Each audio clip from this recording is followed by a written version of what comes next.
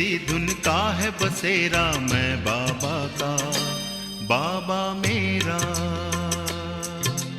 मन में इसी धुन का है बसेरा, मैं बाबा का, बाबा मेरा। सुख शांति का मर्म सुनहरा, मैं बाबा का, बाबा मेरा। मन में इसी धुन का है बसेरा, मैं बाबा का, बाबा मेरा। मन में इसी धुन का है बसेरा, मैं बाबा का, बाबा मेरा।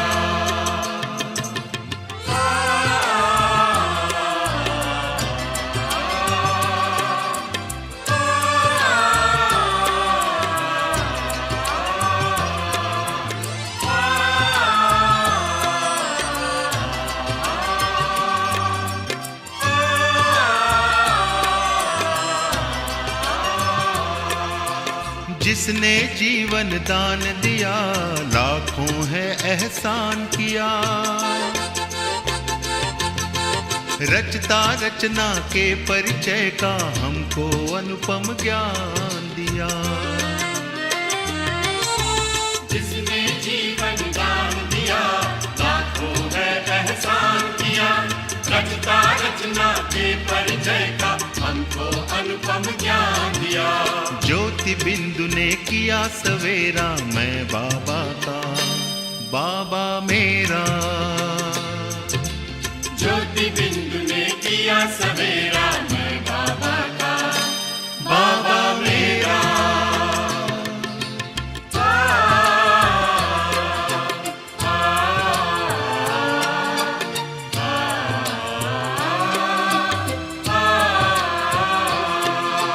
उतर उतर कर स्वर्णिम किरणें लगी हैं गम का तम हरने। प्रेम का परमानंद लिए है लगी भुवन पावन करने। उतर उतर कर स्वर्णिम किरणें लगी है गम का तम हरने। प्रेम का परमानंद लिए है लगी भुवन पावन करने। गगन पथ में फूल बिखेरा, मैं बाबा का, बाबा मेरा। गगन में पथ में फूल बिखेरा, मैं बाबा का, बाबा मेरा। मैं बाबा का, बाबा मेरा। मैं बाबा का, बाबा मेरा। मैं बाबा का, बाबा मेरा। ओम शांति। संगम युग पर सर्वशक्तिमान शिव बाबा न केवल हमें सब फिक्रों से फारिग करते हैं, अपितु हमारी दृष्टि को, वृत्ति को, स्थिति को इतना ऊंचा बना देते हैं कि जो हमारा हर संबंध रूहानी बन जाता है। हमारा आपस में मिलना जुलना, एक दूसरे को सहयोग देना, स्नेह की वृत्ति उत्पन्न होना, ये नेचुरल नेचर बनने लगता है। अंतर का परिवर्तन होने लगता है। परंतु साथ साथ बाबा हमेशा ये कहते हैं कि और कोई फिक्र हो ना हो, परंतु ये फिक्र ज़रूर रखनी है कि हमें पतित से पावन कैसे बनना है, कैसे हमें अपनी दृष्टि को, वृत्ति को, स्मृति को सदा काल के लिए रूहानी रखना है। क्योंकि यदि ये फिक्र नहीं होगी तो हम अपनी संपन्न स्थिति तक प्राप्त हो नहीं पाएंगे और फिर धर्मराज की सजाएं खानी पड़ेंगी।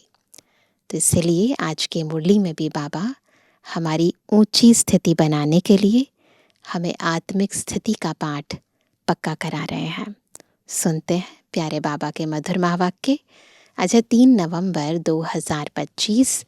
प्यारे बाबा के महावाक्य हैं, मीठे बच्चे, बाप आए हैं वॉइसलेस दुनिया बनाने, तुम्हारे कैरेक्टर सुधारने।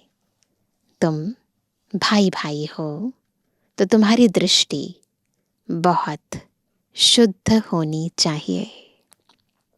प्रश्न है, तुम बच्चे बेफिक्र बादशाह हो, फिर भी तुम्हें एक मूल फिक्रात अवश्य होनी चाहिए। कौन सी? उत्तर है, हम पतित से पावन कैसे बने। यह है मूल फिक्रात। ऐसा ना हो बाप का बनकर फिर बाप के आगे सजाएं खानी पड़े। सजाओं से छूटने की फिक्रात रहे, नहीं तो उस समय बहुत लज्जा आएगी। बाकी तुम बेपरवाह बादशाह हो, सबको बाप का परिचय देना है। कोई समझता है तो बेहद का मालिक बनता, नहीं समझता है तो उसकी तकदीर। तुम्हें परवाह नहीं ना, हमें अपने बाबा की सेवा करनी है, सबको पैगाम देना है। बाकी कोई समझता है नहीं समझता है, ये उसकी तकदीर है। हमें चिंता परेशान नहीं होना है, बिल्कुल नहीं करनी है। बेपरवाह बादशाह रहना है। ओम शांति। रूहानी बाप जिसका नाम शिव है, वह बैठ अपने बच्चों को समझाते हैं। तो सभी रूहें बैठी हैं। रूहानी बाप सभी का एक ही है। पहले पहले यह बात समझानी है तो फिर आगे समझना सहज होगा। अगर बाप का परिचय ही नहीं मिला होगा तो प्रश्न करते रहेंगे। पहले पहले तो यह निश्चय कराना है। सारी दुनिया को यह पता नहीं है कि गीता का भगवान कौन है। वह श्री कृष्ण के लिए कह देते, हम कहते परमपिता परमात्मा शिव गीता का भगवान है। वही ज्ञान का सागर है, मुख्य है सर्वशास्त्रमयी शिरोमणि गीता। भगवान के लिए ही कहते हैं, हे प्रभु तेरी गतमत न्यारी। श्री कृष्ण के लिए ऐसे नहीं कहेंगे, कभी भी उनकी महिमा में नहीं कहते कि तेरी गतमत न्यारी। तो बाबा कहते हैं, बाप जो सत्य है वह जरूर सत्य ही सुनाएंगे। दुनिया पहले नई सतो प्रधान थी, अभी दुनिया पुरानी तमो प्रधान है। दुनिया को बदलने वाला एक बाप ही है। बाप कैसे बदलते हैं वह भी समझाना चाहिए। आत्मा जब सतो प्रधान बने तब दुनिया भी सतो प्रधान स्थापन हो। पहले पहले तुम बच्चों को अंतर्मुख होना है, जास्ती तीक तीक नहीं करनी है।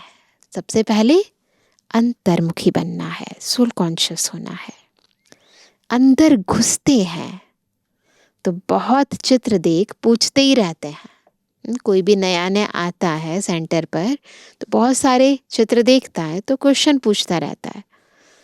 पहले पहले समझानी ही एक बात चाहिए, जास्ती पूछने की मार्जिन ना मिले। बोलो पहले तो एक बात पर निश्चय करो, फिर आगे समझाएं। फिर तुम 84 जन्मों के चक्र पर ले आ सकते हो। बाप कहते हैं, मैं बहुत जन्मों के अंत में प्रवेश करता हूँ। इनको ही बाप कहते हैं, तुम अपने जन्मों को नहीं जानते हो। बाप हमको प्रजापिता ब्रह्मा द्वारा समझाते हैं।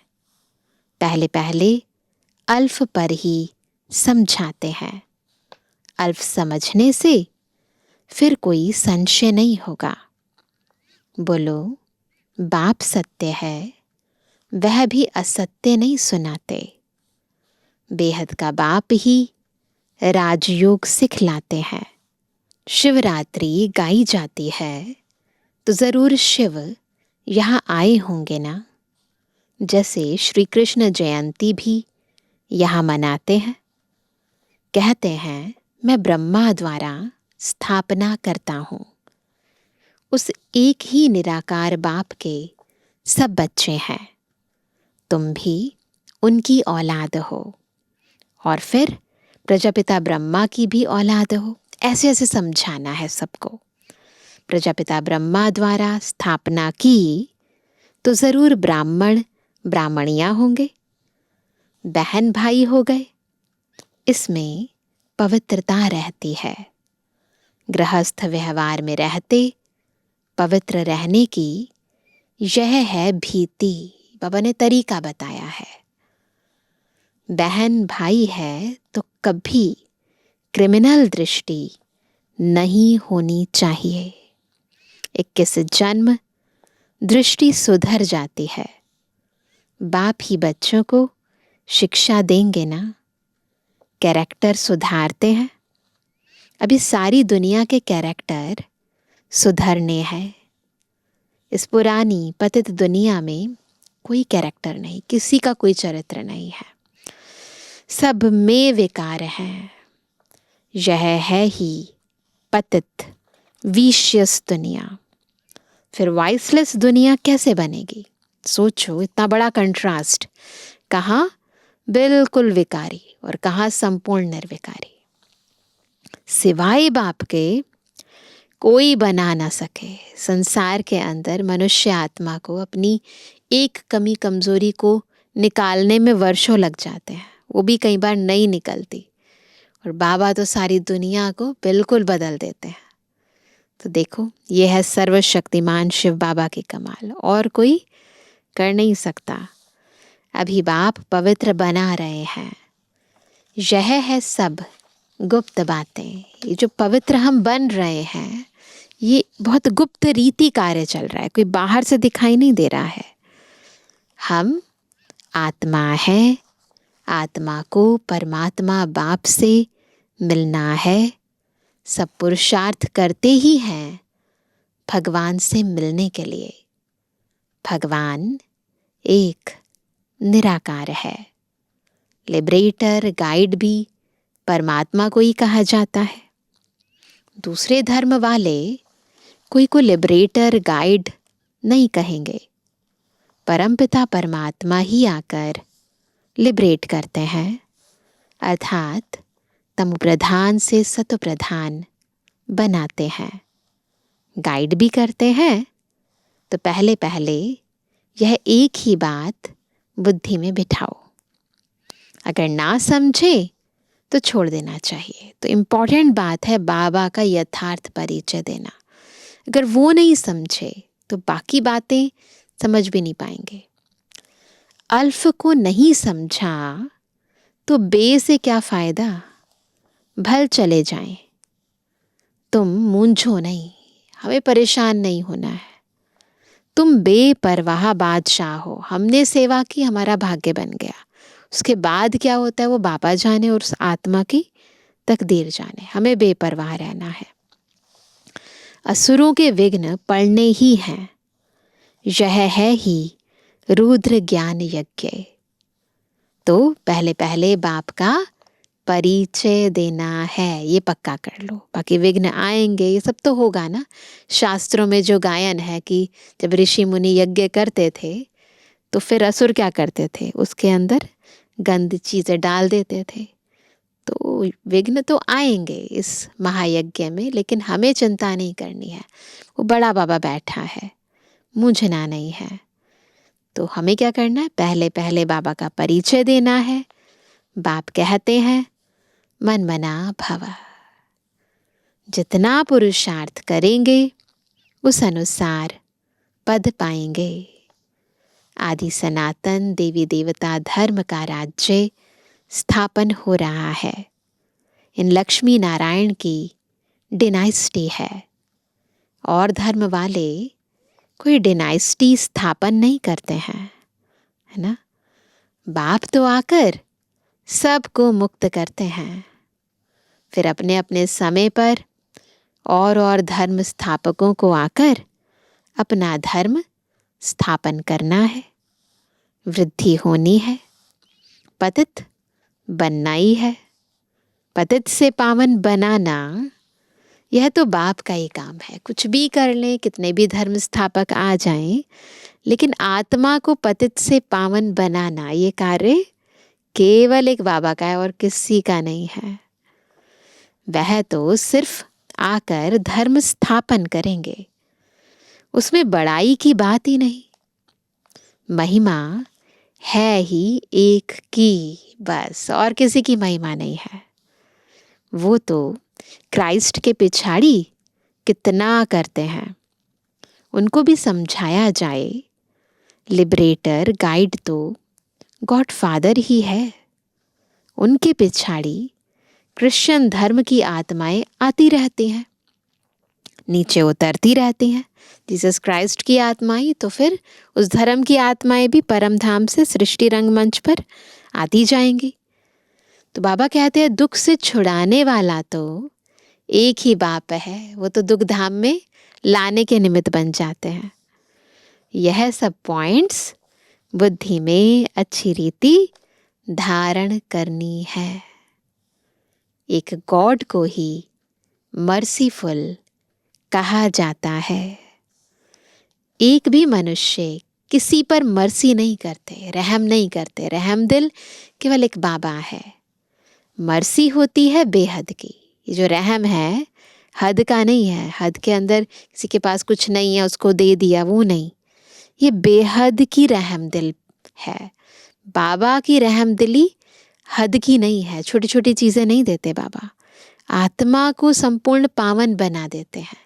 फिर आत्मा इतनी समर्थ बन जाती है कि सब कुछ उसे मिल जाता है। तो मर्सी होती है बेहद की। एक बाप ही सब पर रहम करते हैं। सतयुग में सब सुख शांति में रहते हैं, दुख की बात ही नहीं।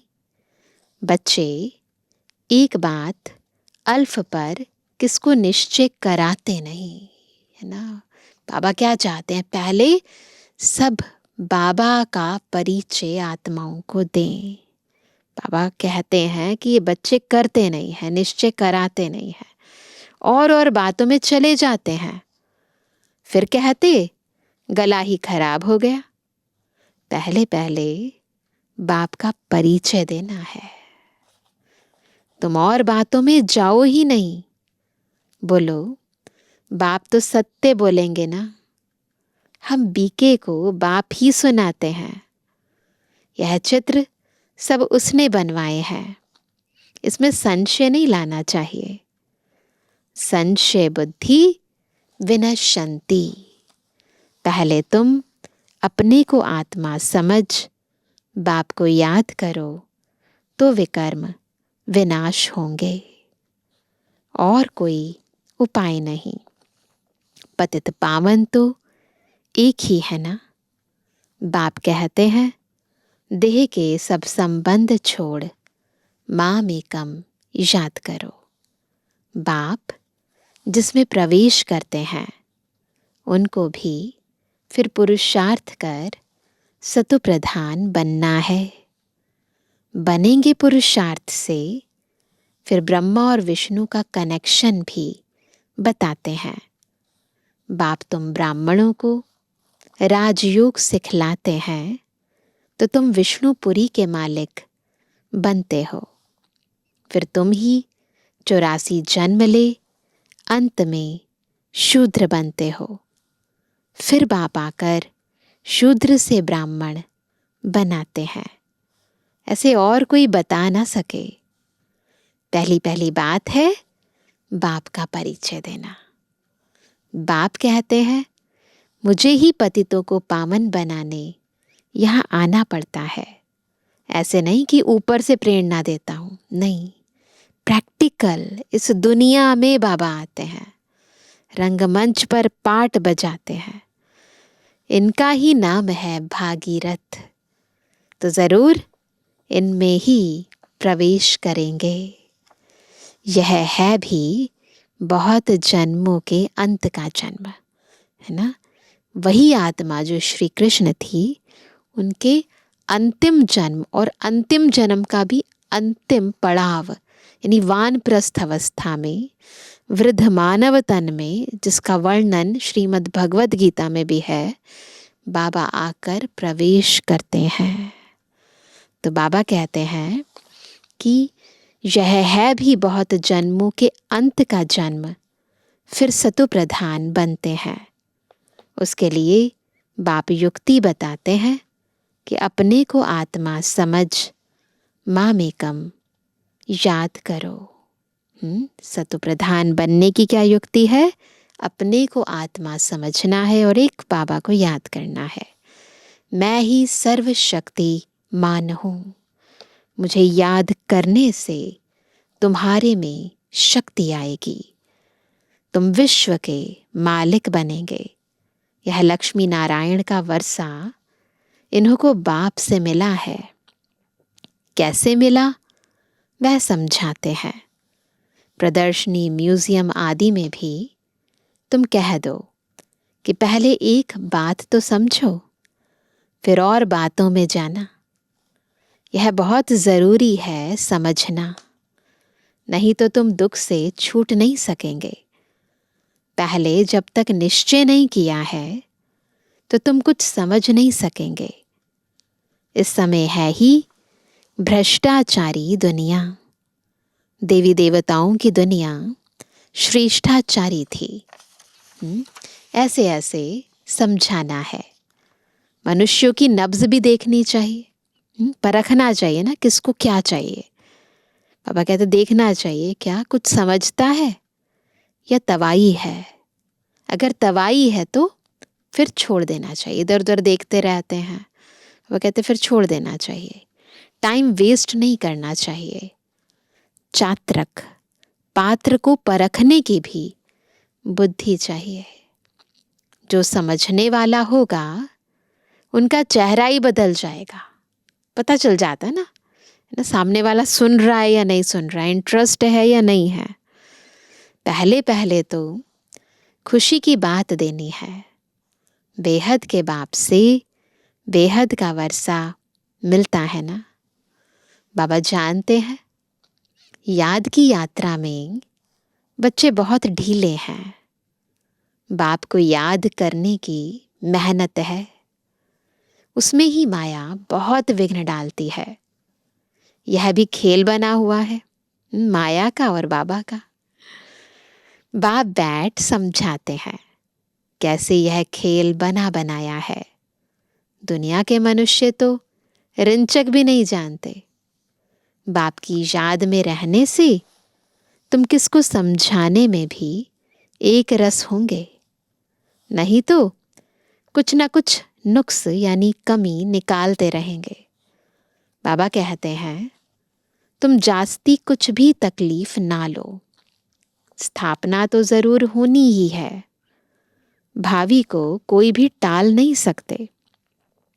उल्लास में रहना चाहिए। बाप से हम बेहद का वर्षा ले रहे हैं, खुशी होनी चाहिए, नशा रहना चाहिए। बाप कहते हैं मामेकम याद करो। बहुत प्रेम से बैठ समझाना चाहिए, है ना। बहुत प्यार से बैठकर समझाना है, बिल्कुल टेंशन में नहीं आना है ना, प्रभावित नहीं होना है। प्यार से आत्मिक स्थिति में रहकर सामने वाले को आत्मा समझकर ना बाबा के साथ मिलकर सेवा करनी है। तो बहुत प्रेम से बैठ समझाना है। बाप को याद करते प्रेम में आंसू आ जाने चाहिए। और तो सभी संबंध है कलयुगी। यह है रूहानी बाप का संबंध। यह तुम्हारे आंसू भी विजय माला के दाने बनते हैं। बहुत थोड़े हैं जो ऐसा प्रेम से बाप को याद करते हैं। कोशिश कर जितना हो सके अपना टाइम निकाल अपने भविष्य को ऊंचा बनाना चाहिए। प्रदर्शनी में इतने ढेर बच्चे नहीं होने चाहिए, न इतने चित्रों की दरकार है। नंबर 1 चित्र है गीता का भगवान कौन, उसके बाजू में लक्ष्मी नारायण का, सीढ़ी का, बस। बाकी इतने चित्र कोई काम के नहीं। तुम बच्चों को जितना हो सके याद की यात्रा को बढ़ाना है। ये बात बाबा रोज रोज कहते हैं, है ना। मूल फिक्रात रखनी है कि पतित से पावन कैसे बने, ये फिक्र ज़रूर होनी चाहिए, है ना। बाबा का बनकर और फिर बाबा के आगे जाकर सज़ा खाएं, यह तो बड़ी दुर्गति की बात है। अभी याद की यात्रा पर नहीं रहेंगे तो फिर बाप के आगे सज़ा खाने समय बहुत बहुत लज्जा आएगी। सज़ा ना खानी पड़े, यह सबसे जास्ती फुरना रखना है। तुम रूप भी हो, बसंत भी हो। बाबा भी कहते हैं मैं रूप भी हूँ, बसंत भी हूँ। बाबा हमें ज्ञान भी देते हैं, योग भी सिखाते हैं ना। छोटी सी बिंदी हूँ और फिर ज्ञान का सागर भी हूँ। कहाँ बिंदी और कहाँ सागर, है ना वंडरफुल बात। तुम्हारी आत्मा में सारा ज्ञान भरते हैं। 84 जन्मों का सारा राज तुम्हारी बुद्धि में है। तुम ज्ञान का स्वरूप बन ज्ञान की वर्षा करते हो। ज्ञान का एक एक रत्न कितना अमूल्य है, इनकी वैल्यू कोई कर ना सके। इसलिए बाबा कहते हैं पद्मा पदम भाग्यशाली, है ना। खुद ज्ञान सागर इस सृष्टि पर आकर हमारा शिक्षक बनकर हमें ज्ञान रत्न देते हैं, तो हम लेने वाले कितने भाग्यशाली हैं। तुम्हारे चरणों में पदम की निशानी भी दिखाते हैं, इनको कोई समझ ना सके। मनुष्य पदम पति नाम रखते हैं, समझते हैं इनके पास बहुत धन है। पदम पति का एक सरनेम भी रखते हैं। बाप सब बातें समझाते हैं, इसका अर्थ क्या है वो बाबा बताते हैं।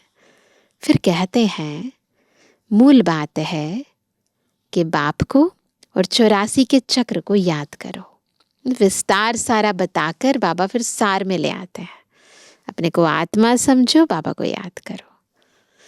तो बाबा कहते हैं यह नॉलेज भारतवासियों के लिए ही है। तुम ही 84 जन्म लेते हो। यह भी समझ की बात है ना। और कोई सन्यासी आदि को स्वदर्शन चक्रधारी भी नहीं कहेंगे, देवताओं को भी नहीं कहेंगे। देवताओं में ज्ञान होता ही नहीं।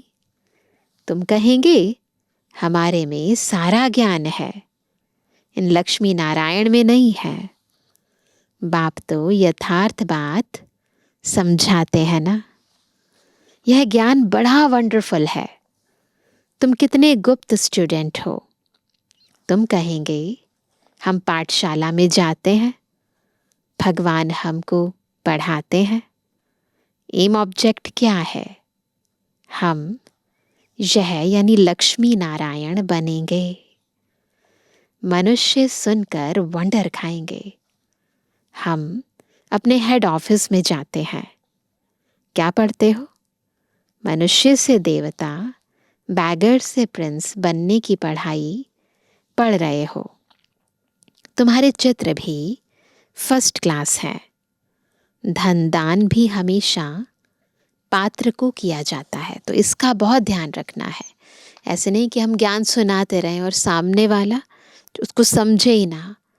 तो पहले परखना है, पात्र देकर ज्ञान देना है।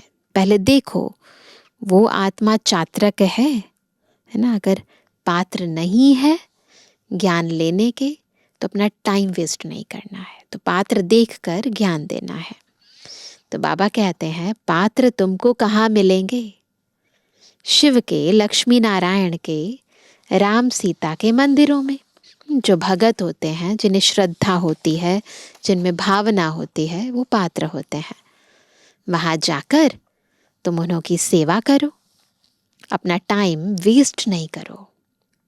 गंगा नदी पर भी जाकर तुम समझाओ। क्या समझाएंगे? पतित पावनी गंगा है या परमपिता परमात्मा है? सर्व की सदगति यह पानी करेगा या बेहद का बाप करेगा? तुम इस पर अच्छी रीति समझा सकते हो। विश्व का मालिक बनने का रास्ता बताते हो, दान करते हो, कौड़ी जैसे मनुष्य को हीरे जैसे विश्व का मालिक बनाते हो। भारत विश्व का मालिक था ना। तुम ब्राह्मणों का देवताओं से भी उत्तम कुल है। यह बाबा तो समझते हैं मैं बाप का एक ही सिकिलदा बच्चा हूँ। बाबा ने हमारा यह शरीर लोन पर लिया है। ब्रह्मा बाबा, उनको ये नशा रहता था, है ना, मैं बाबा का एक ही सिकिलदा बच्चा हूँ। तुम्हारे सिवाय और कोई भी यह बातें समझ ना सके। बाबा की हमारे पर सवारी की हुई है। हमने बाबा को कूल्हे पर बिठाया है। तो ब्रह्मा बाबा का नशा तो वंडरफुल था, अर्थात शरीर दिया है कि सर्विस करो। उनका एवजा फिर वह कितना देते हैं जो हमको सबसे ऊंच कंधे पर चढ़ाते हैं। तो ब्रह्मा बाबा की आत्मा भी तो फिर नंबर 1 आत्मा है ना, वही फिर नंबर 1 में चली जाती है। लेकिन नंबर 1 पुरुषार्थ भी तो करती है ना, और नंबर 1 नशा भी रहता है। नंबर 1 ले जाते हैं। बाप को बच्चे प्यारे लगते हैं तो उनको कंधे पर चढ़ाते हैं ना। माँ बच्चे को सिर्फ गोद तक लेती है, बाप तो कंधे पर चढ़ाते हैं, अपने से भी ऊपर, है ना। पाठशाला को कभी कल्पना नहीं कहा जाता। ज्ञान जहाँ मिल रहा है, यथार्थ नॉलेज जहाँ मिल रही है, लॉजिकली समझाया जा रहा है, तो बाबा कहते पाठशाला को कल्पना तो नहीं कहेंगे ना, कोई इमेजिनेशन नहीं है ये। स्कूल में हिस्ट्री ज्योग्राफी पढ़ते हैं तो क्या वह कल्पना हुई? यह भी वर्ल्ड की हिस्ट्री ज्योग्राफी है ना। तो समझना ये कल्पना नहीं है, हम प्रैक्टिकल शिव बाबा से पढ़ रहे हैं। अच्छा, मीठे किसी के बेदरवानी बच्चों पितरवानी बाप दादा का दिल जान सको प्रेम से नंबरवार पुरुषार्थ अनुसार याद रूहानी बच्चों की रूहानी बाप दादा को गुड मॉर्निंग, नमस्ते नमस्ते नमस्ते। धारणा के लिए मुख्य सार। पहला, बहुत प्रेम से बैठकर रूहानी बाप को याद करना है। याद में प्रेम के आंसू आ जाएं तो वह आंसू विजय माला का दाना बन जाएंगे। अपना समय भविष्य प्रारब्ध बनाने में सफल करना है। दूसरा, अंतर्मुखी हो, सबको अल्फ का परिचय देना है। ज़्यादा तीक तीक नहीं करनी है, एक ही फुरना रहे कि ऐसा कोई कर्तव्य ना हो जिसकी सज़ा खानी पड़े, ध्यान रखना है। वरदान है रूहानी यात्री हों, इस स्मृति से सदा उपराम न्यारे और निर्मोही भवा। क्या याद रहे मैं कौन हूँ? मैं रूहानी यात्री हूँ। रूहानी यात्री सदा याद की यात्रा में आगे बढ़ते रहते हैं। यह यात्रा सदा ही सुखदायी है। जो रूहानी यात्रा में तत्पर रहते हैं उन्हें दूसरी कोई यात्रा करने की आवश्यकता नहीं। इस यात्रा में सब यात्राएं समाई हुई हैं। मन व तन से भटकना बंद हो जाता है। तो सदा यही स्मृति रहे कि हम रूहानी यात्री हैं। यात्री का किसी में भी मोह नहीं होता, उन्हें सहज ही उपराम न्यारे व निर्मोही बनने का वरदान मिल जाता है। तो क्या याद रहे हम कौन है? रूहानी यात्री हैं। तो निर्मोही बन जाएंगे, अंदर किसी के साथ कोई लगाव झुकाव की कोई बेड़ियां नहीं रहेंगी, सदा उपराम न्यारे प्यारे। स्लोगन है सदा वहा बाबा वहा तकदीर और वहा मीठा परिवार। यही गीत गाते रहो। कौन सा गीत गाएंगे? वहा बाबा वहा तकदीर वहा मीठा परिवार।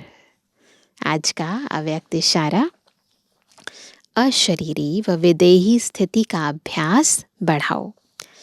जैसे बाप को सर्व स्वरूपों से व सर्व संबंधों से जानना आवश्यक है, ऐसे ही बाप द्वारा स्वयं को भी जानना आवश्यक है।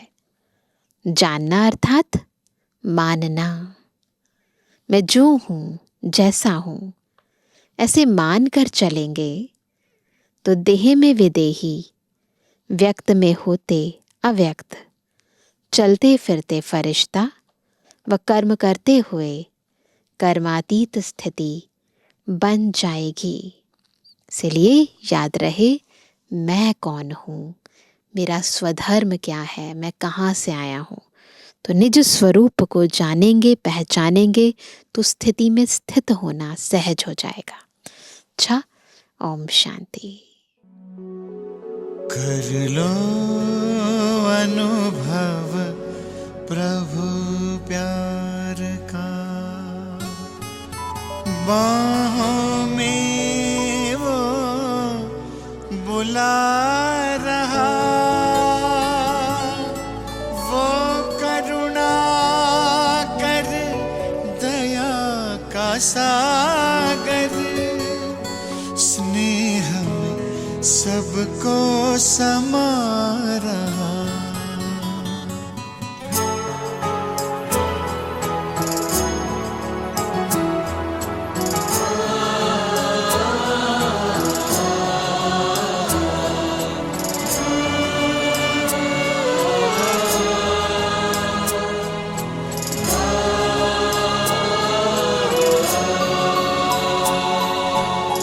कर लो अनुभव प्रभु प्यार का,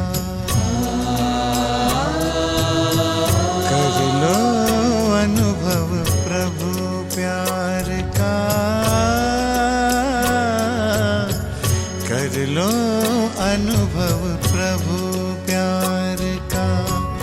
बाहों में वो बुला रहा, वो करुणा कर दया का सागर, स्नेह में सबको समा रहा, स्नेह में सबको समा रहा। आओ प्रभु शरण आओ,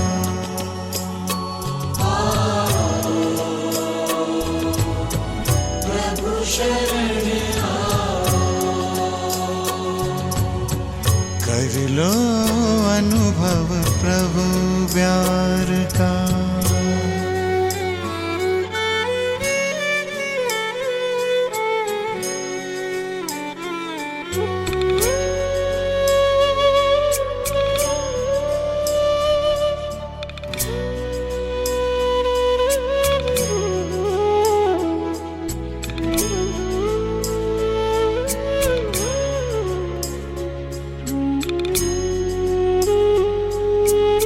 सुबह हुई जब आँख खुली तो कुछ घड़ियाँ कर प्रभु के नाम। सुबह हुई जब आँख खुली तो कुछ घड़ियाँ कर प्रभु के नाम। प्रभु किरण को हृदय में भर लो, कर लो आनंद दिव्य ललाम। प्रभु किरण को हृदय में भर लो, कर लो आनंद दिव्य ललाम। महामिलन की मंगल बेला, महामिलन की मंगल बेला। प्रभु मिलन जग मना रहा, वो करुणा कर दया का सागर, स्नेह में सबको समा रहा, स्नेह में सबको समा रहा। आओ प्रभु शरण आओ।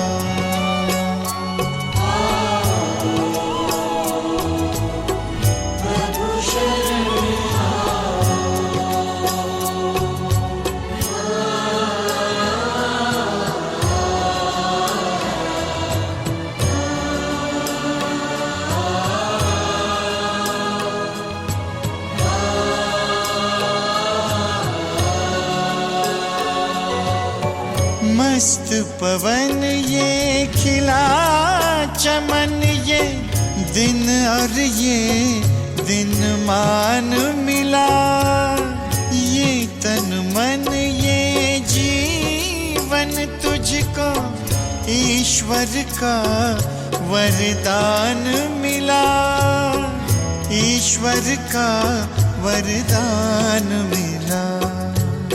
सफल करो और पाओ सफलता, सफल करो और पाओ सफलता। मुरली मधुर वो सुना रहा, वो करुणा कर दया का सागर, स्नेह में सबको समा रहा, स्नेह में सबको समा रहा। आओ प्रभु शरण आओ।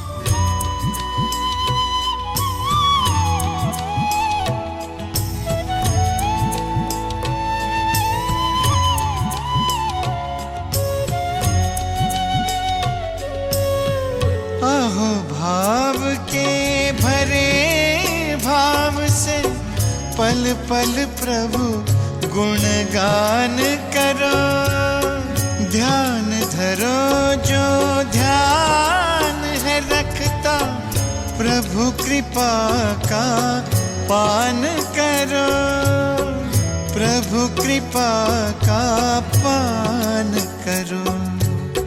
पास में आकर वो रत्नाकर, पास में आकर वो रत्नाकर, रतन अनोखे लुटा रहा, वो करुणा कर दया का सागर, स्नेह में सबको समा रहा, स्नेह में सबको समा रहा।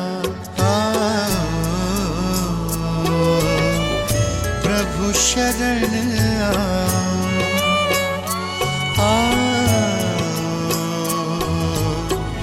प्रभु शरण आओ।